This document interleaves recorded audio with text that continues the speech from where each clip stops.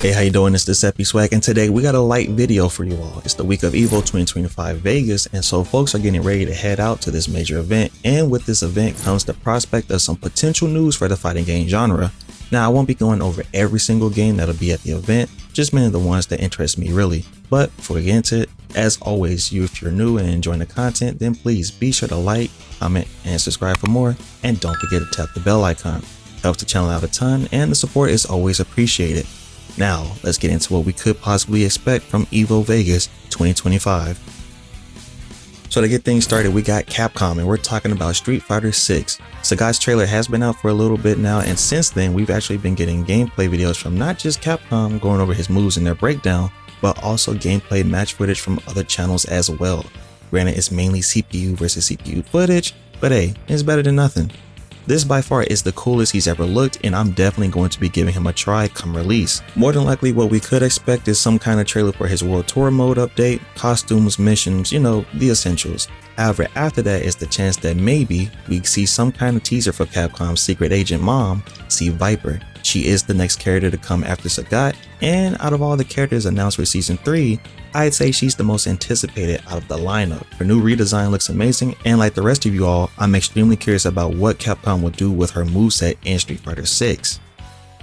Moving on, we got Bandai with Tekken 8. GAROU just released, and he looks pretty dope. I haven't gotten around to playing him myself, but from what I've seen of this character breakdown, along with Tekken streams I've watched, shout out to King J, he looks extremely fun and fits what I like in characters. As far as what we can expect for announcements, I'd say a trailer for Armor King. If you don't remember, at the end of GAROU's reveal trailer, Armor King was teased at the end of it, so more than likely that's what we'll get. All in all, nothing too crazy with Tekken 8 I'm expecting, but for anyone excited for T8, I hope you get what you want.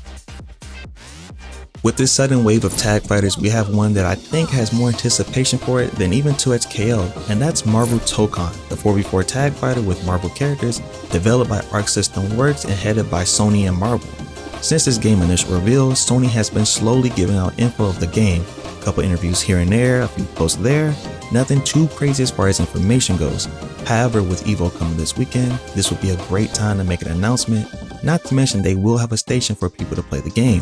So if you're headed to EVO, be sure to hit that up. And if you're like me and we'll be home, we can be on watch for any new trailers. Maybe a new trailer showing off more of the cast, maybe even something explaining the mechanics. Who knows? Again, definitely something intriguing with this one. Now we have arrived to the most important part of this video, and that's the SNK section and what SNK might have in store for all of us. First, let's get the obvious out of the way, and that's starting with Fatal Fury. During EWC, we got to see the next DLC character, Ken Master's trailer, and it's fair to say everyone liked what they saw. We might get a release date for when Ken comes out, and maybe even a new trailer diving into his arcade story.